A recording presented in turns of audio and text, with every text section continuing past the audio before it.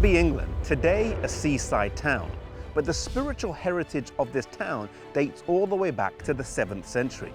In 656, the abbey was founded by Abbess Hilda, and in 663, the Whitby Synod was held here between the leaders of the Celtic Church and the leaders of the Catholic Church, and it was not without confrontation.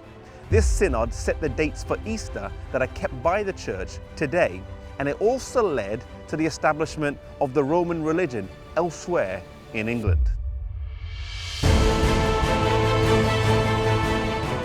At that time, in this part of England, the Celtic Church was the dominant faith, due to the missionary work of Aidan, who had been sent over from Iona. These people were Bible believers, they kept the Sabbath, and they did not recognize the papacy as ruler in spiritual affairs.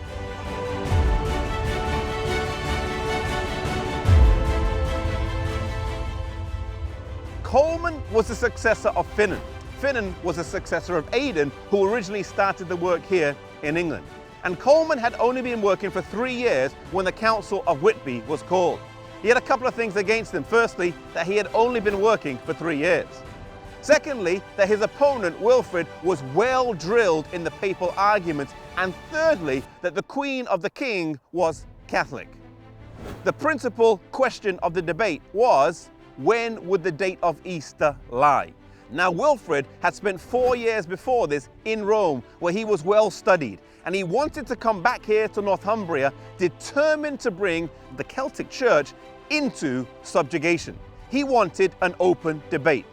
And King Osby agreed for an open forum. So on one side you had Coleman, the Scottish clerks, and Abbess Hilda, and on the other side you had the king, the prince, the queen, and Wilfrid, and so the debate began.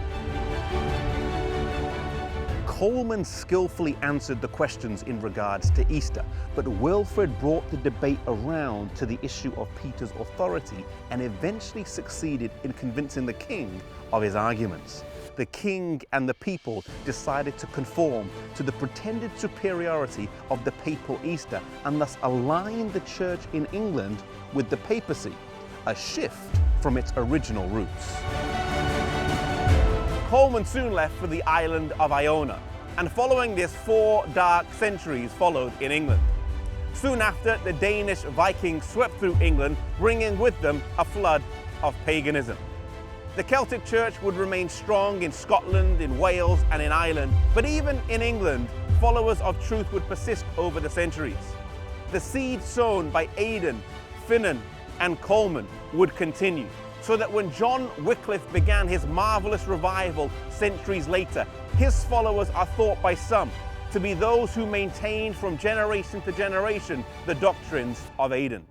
One thing we learn here from the Council of Whitby is that though the cause of God took an apparent defeat, we have to remember that we're living in a great controversy where there's a battle between truth and evil.